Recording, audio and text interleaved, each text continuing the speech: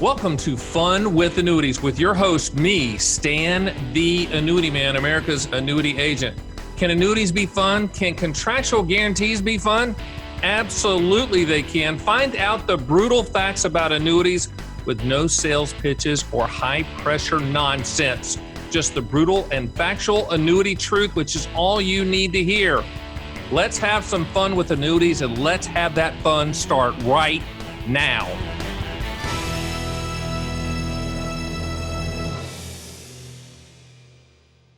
Welcome to Fun with Annuities. My name is Stan the Annuity Man, America's annuity agent, licensed in all 50 states. I'm glad you joined me today. Today's topic is a hot one, and I've got a cool outfit on. For the people in podcast land out there, yes, we do film this on the Fun with Annuities YouTube channel, and we also have a second channel called Stan the Annuity Man that are about all the products and all the stuff. Really good, informative videos, non-salesy. But today's topic is a timely one because I get a lot of calls about this. And the topic is, are fixed indexed annuities a good investment? I don't know. Let's talk about it. What are fixed indexed annuities? First of all, let's kind of do some history. They've been around since 1995. Yes, I was around in 1995 in the financial services business when they were first introduced. So I kind of remember them coming out and they were being explained to me, and even back then, they were a little bit complex, I thought, and then they kind of caught traction after the last kind of debacle hiccup in 2008. In my opinion, that's just kind of when they took off. But they were designed in 1995 to compete with CD returns. Now, initially, they were called equity indexed annuities, but that got dropped because they're not a security.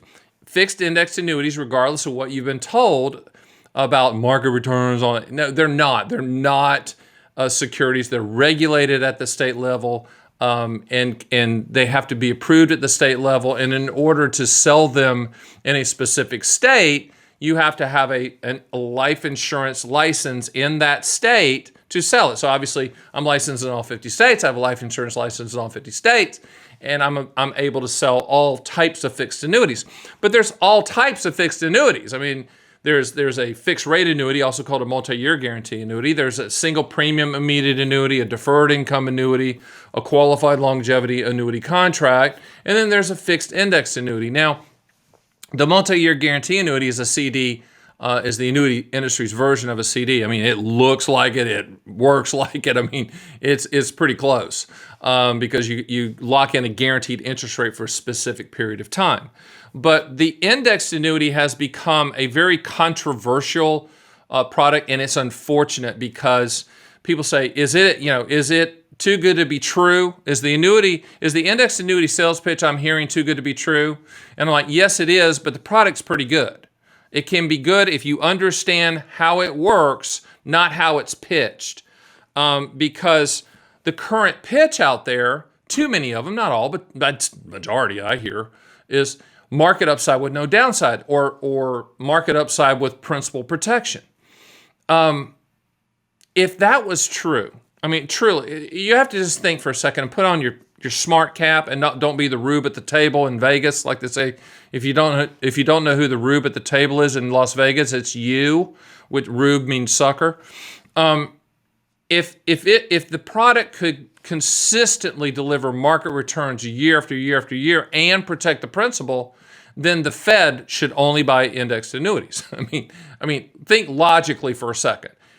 It can't be true. And I tell people this all the time with annuities. If the sales pitch sounds too good to be true, it is every single time, regardless. There's no exceptions. It is. And the typical index annuity sales pitch that, currently at the time of this taping, we're going through COVID, so there are no bad chicken dinner seminars, but in the bad chicken dinner seminar circuit, a lot of you have been out there, and I always say, swallow the food, not the pitch. One size fits all. The person's up there pitching an index annuity, and they're going to sell it to everybody. Which is crazy. The typical pitch is you get an upfront bonus, you get market upside with no downside, you get a lifetime income stream down the road when you want it, and you get free long-term care. Well, Three out of four of those are completely misleading and wrong. The 10% bonus, there's no philanthropists at annuity companies. I've said a million times. That's not free money. It's part of the overall contractual guarantee. And I call upfront bonus candy for the stupid. And if you are dumb enough to fall for it, I'm going to buy this annuity for the bonus, then you're the sucker they're looking for. I hate to be that blunt. But if you deal with me, Stan the Annuity Man, I don't miss words. I'm going to tell you the truth. I'm never going to be your friend, but I'm going to be the best advisor you've ever had. I'm going to be the gold standard. Because when you call me, I'm going to tell you the truth. So the bonus is contractual, but the way it's sold is a joke. The market upside with no downside is also a joke.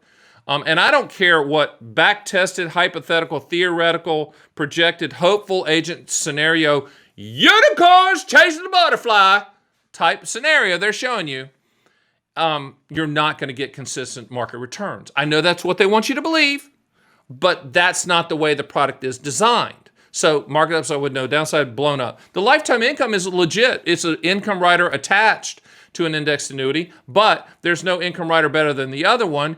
And what you do, if you're going to work with me and you say, hey, Stan, if you answer the two questions, what do you want the money to contractually do? And when do you want those contractual guarantees to start? Which I ask everybody. And you say, you know what, I need income in 7 years, 9 years, 8, whatever the years. Then we're going to run the quote with all income riders to find the highest contractual guarantee, because that's a separate calculation within the policy. And if you're going to buy an income rider, you make your decision solely on the income rider. A lot of agents are out there pitching index annuities that increase potentially the income stream with the index return. Sounds fantastic, but annuity companies have the big buildings for a reason.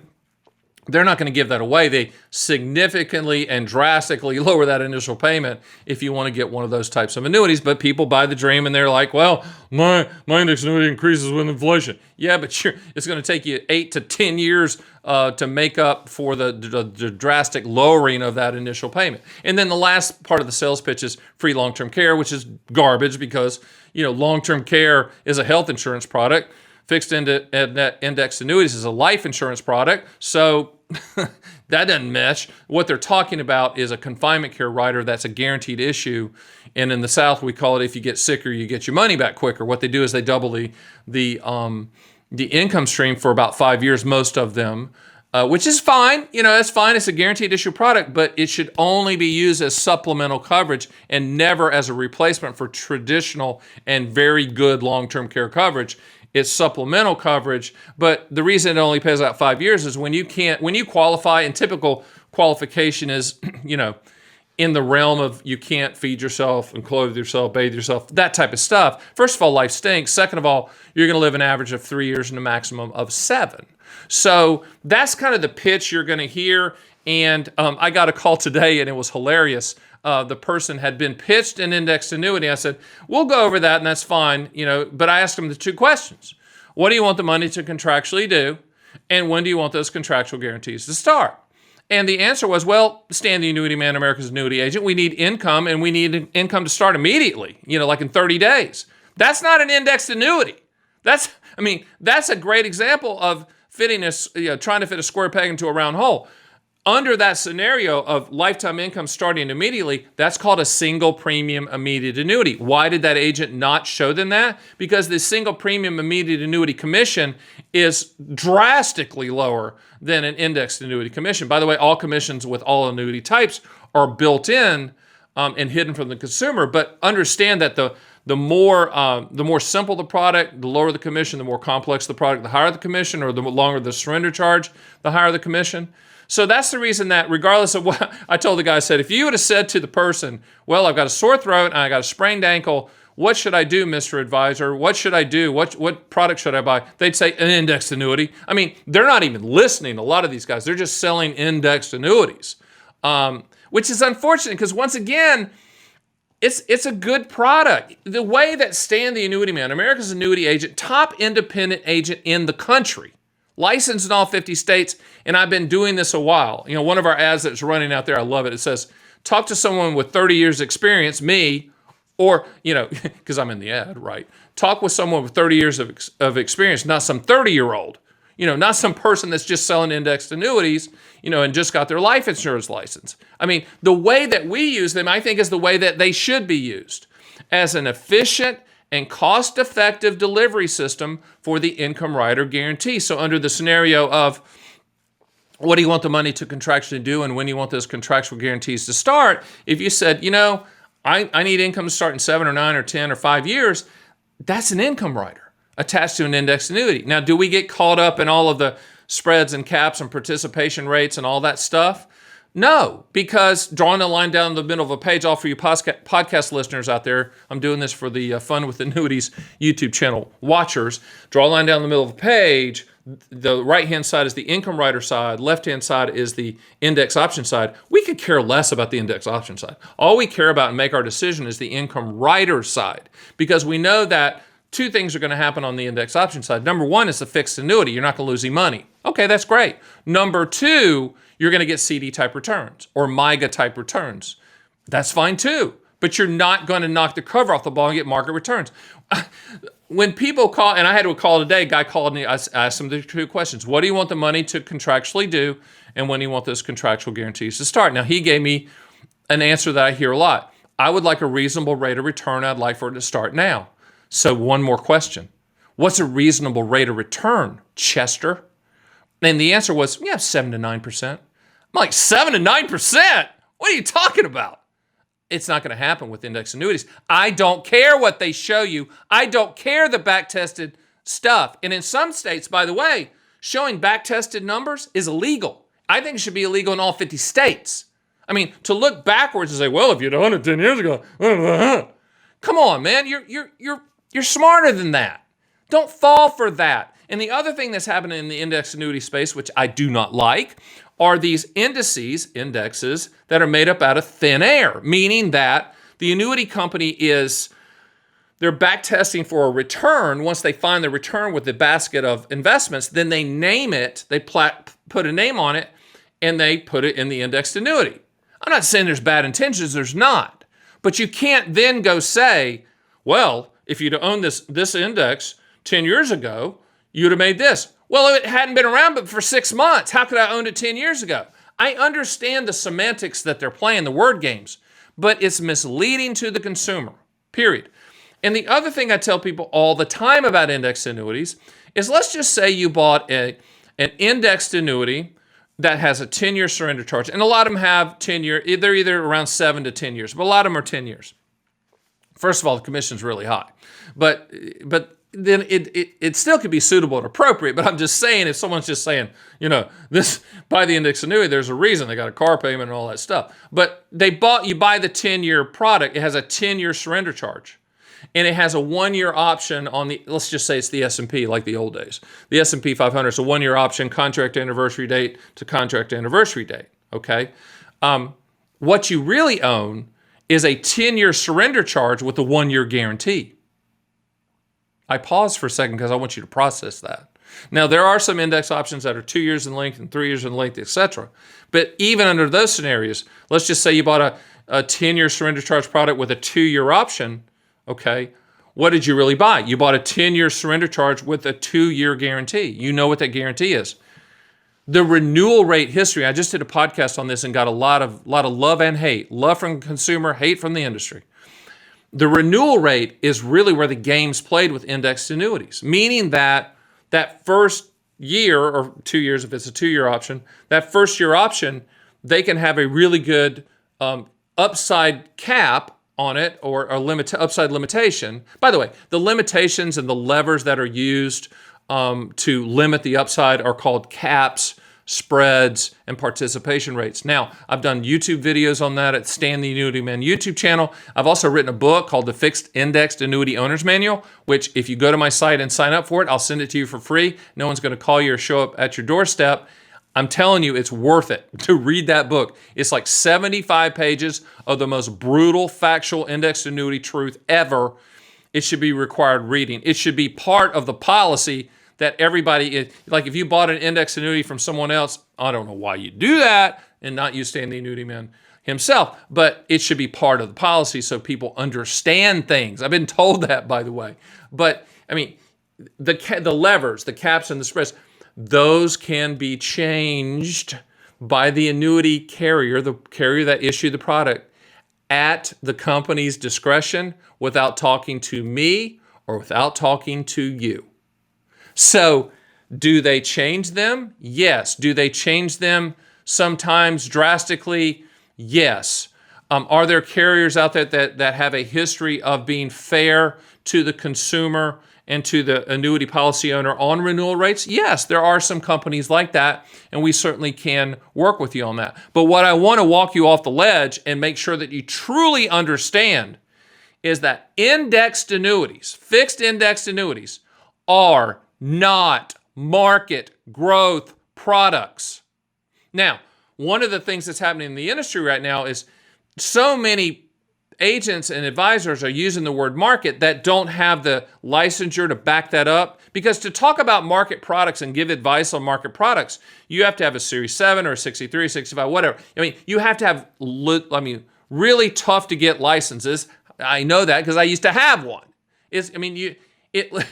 If every indexed annuity salesperson had to pass the Series 7, it would clear a lot of people out. It's a hard test. You have to understand finance. You have to understand options and munis and stocks and preferred stock. You got to understand it all.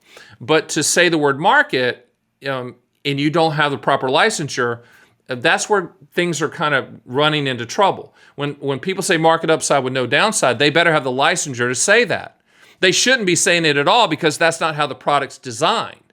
So, for us, once again, it's a delivery system that's cost efficient for the income rider. Now, let's look at that. So, Stan, the Annuity Man, America's Annuity Agent. All right, you sold me this income rider with the indexed annuity option. What do we do every year when the indexed options come up? Literally, just throw a dart at it. Typically, there's a declared rate as one of the choices. In addition to all the index option choices, there's a declared rate. We sometimes just tell you to choose that because the income rider that we're basing our decision on solely, the contractual guaranteed lifetime income stream, has a fee. And it's an annual fee. And that annual fee is for the life of the policy. Hello? That's the reason annuity companies have the big buildings, right? But that fee does not come out of the income rider account. It comes out of the accumulation value account. So let's give an example. If the income rider fee is 1% annually, then you start every year at -1 with the accumulation value in the index option strategy, which if it's designed to create CD type returns, okay, or MIGA type returns, then you're at -1 minus you're at a MIGA rate return -1 every year because you're paying for the income rider. That's the reason we don't really focus over there. We don't spend much time, and we're not going to go over it and analyze it. We're just not. You're buying the income rider. It is what it is. Getting to the index option strategies. At the time of this taping, there are, if you're not sitting down, or pull a car over, get off the treadmill. I'm getting ready to tell you something that's going to just throw you for a second. There are over 700 index option choices currently available with indexed annuities. 700. There's over 50 different indexes to choose from, most made up out of thin air. One state I know that's trying to get this legislation through is they're saying you can't use, and I love this, I wish it would go through, you can't use an index or indice unless it's been in the marketplace for 10 years. I think that's what they're saying, or 5 years, or something like that. In other words, it has to be established because you can't say, well, if you'd owned this index 10 years ago and it's been around 4 months, I mean, you just can't do that. And so a lot of states are realizing what's happening out there. A lot of the consumers are feeling like they've been burnt. And unfortunately, the annuity industry has earned its bad reputation when it comes to sales practices. And it's not the carrier's fault. It's not their fault. And I'm not trying to warm up to them because most of them don't like me because I shoot it straight and I tell the truth. And they like the truth, but I'm not sure they like the brutal truth like I tell it. But indexed annuities with 700 choices on the index option strategies, holy crap, that's a lot. And with 50 indices, a lot of them made up out of thin air, there's just a lot of moving parts out there. That's the reason the contractual guarantee of an indexed annuity is truly the principal protection side of it. I think one really good thing about indexed annuities is that If you have a gain, whatever that gain is, it's locked in permanently. So let's just say the first year option, it locked in and you got a 3.2% gain on that index option. It locks that in permanently. So the next year you start at that level. So you're in essence stair-stepping up, which is a good thing. You're just not going to be stair-stepping up with market returns. You're going to be stair-stepping up with CD, MIGA type returns, and that's a good thing. I get accused of hating index annuities. I will guarantee you we sell more than most because we use them for delivery system for the income riders. I don't hate index annuities at all. I think they're fantastic CD products. They're complicated, but we strip away the complication. If you're going to buy them for, if you're going to buy it for accumulation value, which sometimes we allow people to do that, or we will agree with you to do that if it's part of like a MIGA ladder where you have multi-year guarantees. Like you say, you have a 3-year multi-year guarantee, a 5-year multi-year guarantee annuity, and then we do a 7-year index annuity without a rider to try to get a little bit more yield. That makes total sense. But if you're saying, I'm just going to buy the index annuity for growth, and I'm putting quotes around the growth, you probably don't want to do that. I mean, if you want market growth, never buy an annuity. If you want that 7 to 9% growth, never buy an annuity.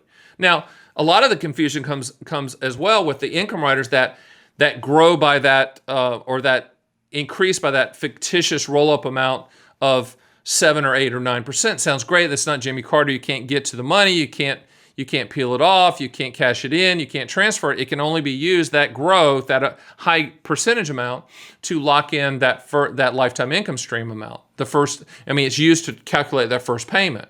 It's also used to keep you in the policy, because the index annuity side, the accumulation value side, is never, ever, ever, ever, let me say it one more time, ever going to be higher than the income rider side, period, because they're separate calculations. And the annuity companies are smart, because if you buy an index annuity with an income rider, you're pretty much in the policy, because if you tried to transfer it to another annuity, or let's say another index annuity, someone said, I've got a better index annuity. That's a joke, number one. But if they said that, you're only going to transfer the accumulation value. You're not going to transfer that income rider value.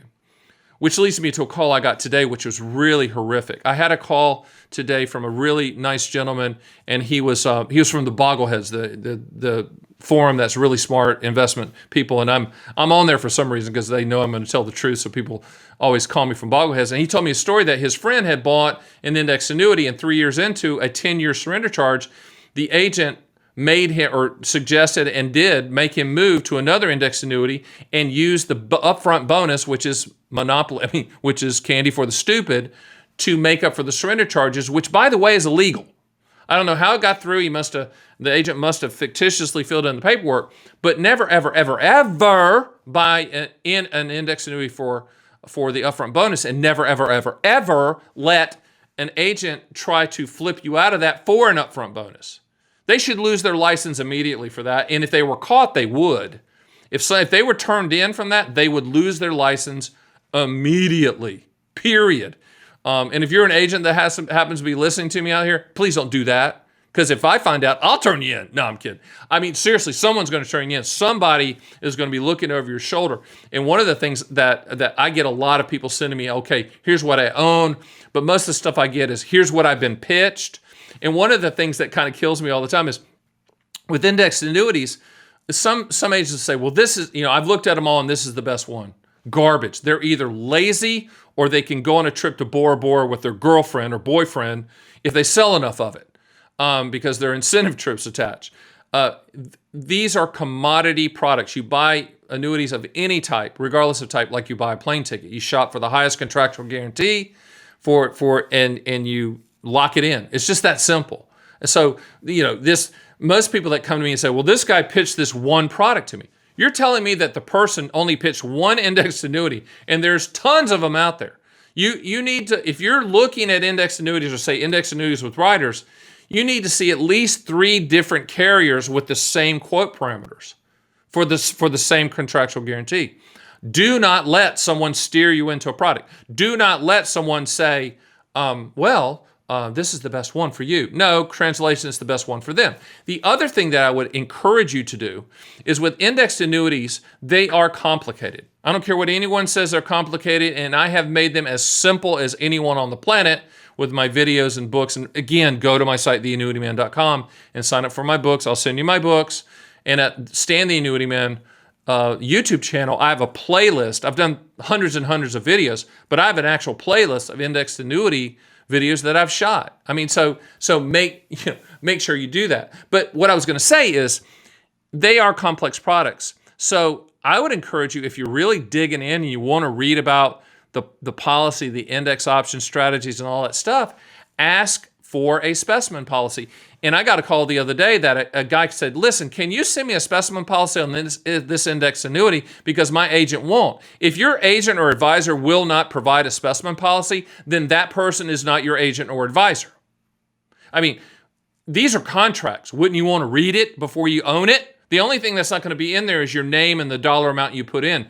Everything else in the specimen policy is the exact same verbiage. Wouldn't you want to read it before you buy it? Do not trust that 30,000-foot sales pitch of market upside with no downside. Upfront long-term care. No. Ask for the specimen policy. Hopefully you're going to deal with Stan the Annuity Man after listening to this podcast, okay? But if it's your brother-in-law selling you the indexed annuity and you got to do business with the brother-in-law to make your sister happy, whatever, ask for the specimen policy. We can get you the specimen policy. The other thing, too, is there's never, ever, ever an urgency to buy an annuity of any type, including indexed annuities. The only urgency is to fully understand it. But as I always say to people, if you can't explain it to a 9-year-old, then don't buy it. Ever. No offense to 9-year-olds. And sometimes, showing people indexed annuity option strategies is like showing paintings to blind people. No offense to blind people. It's complex. I also said there's only 5 people on the planet that actually fully understand indexed annuities, and I believe I know the other 4. I'm one of them. So I'm not going to allow you to go down the rabbit hole of believing the too good to be true sales pitch, believing the back-tested numbers, believing that it's too good to be true, because it's not. It's not too good to be true, but it's pretty damn good. Excuse my French. And the way that we use it at theannuityman.com is as an efficient and cost-effective delivery system for an income rider guarantee for future pension needs. And the good part about that is you have principal protection, you have the guaranteed income in the future, and you have MYGA-type, CD-type returns as you're waiting to turn on the income stream. That, to me, and people say I hate index annuities. I don't. I just explained to you why you should probably consider looking at one. But you just have to be rational. You can't buy the dream because you're going to own the contractual realities. Remember what Fun with Annuities saying is. Live in the reality, not the dream. We're living the contractual reality, not the sales pitch dream. And that's what you need to look at from an annuity standpoint. So, are fixed indexed annuities a good investment? I say yes if you fully understand how to use them and fully understand how they are designed and fully understand the realistic return expectations you should have. If we can get you there mentally and you can stop dreaming and understand the realities, I think you'll be happy with it because the contract does what it does. Period. It protects the principal, it gives you MYGA type returns, and you can attach an income rider for future income needs. Do I like fixed index annuities as an investment under those parameters? Absolutely. Pound the table. What I don't like is how they're sold, and it's unfortunate. And if I was annuities czar for the day, I would clean it up. So if you want to see a fixed index annuity quote, we can provide that to you. If you want to see an income rider quote, we can provide that to you. Just go to theannuityman.com, sign up, we'll get you those quotes. Also, remember to get my book. Also, too, this podcast is the #1 annuity podcast on the planet. Heck, it's Fun with Annuities. I'm your host, Stan the Annuity Man, America's Annuity Agent. I'm shooting it straight, but we're doing these every single week. So I hope to see you, if you're my YouTube viewers. I hope you can see me every week. And for my podcast listeners out there, I appreciate you joining me, and I'll see you all next week on Fun with Annuities.